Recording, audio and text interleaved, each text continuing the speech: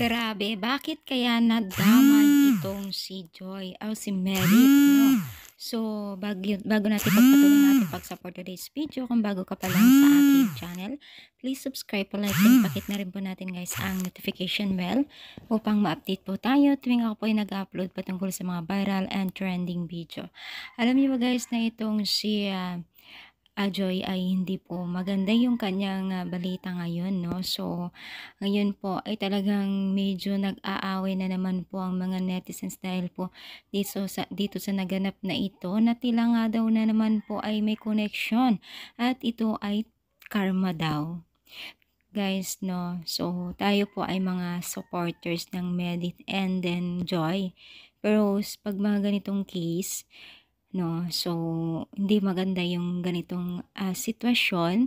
So kung meron man tayong hinanakit sa Danjoy, sana wag natin idamay yung kanyang health life or itong kanyang sitwasyon, dahil syempre guys ay hindi ibig sabihin yan ay makasalanan na o may ginagawa ng di maganda itong si Joy. Alam niyo ba guys na ipaintindi ko lang sa pagkaintindi ko ha, dahil wala naman, love ko ang Danjoy and love ko din ang Jamdit. Pero sana yung mga ganitong case kay Joy ay wag sanang idama yung kanyang sitwasyon ngayon, kasi wala naman po may gusto, 'di ba?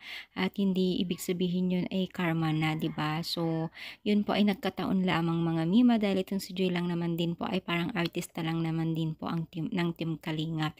Yun ay sumusunod lamang po sa mga utos and then patakaran ng team Kalingap. Kaya natin ilabas po natin yung mga bagay-bagay na hindi dapat sabihin sa mga ganitong sitwasyon, di ba? So, ano masasabi nyo? I-comment down and please, peace of mind natin lahat at magmahal. God bless and thank you.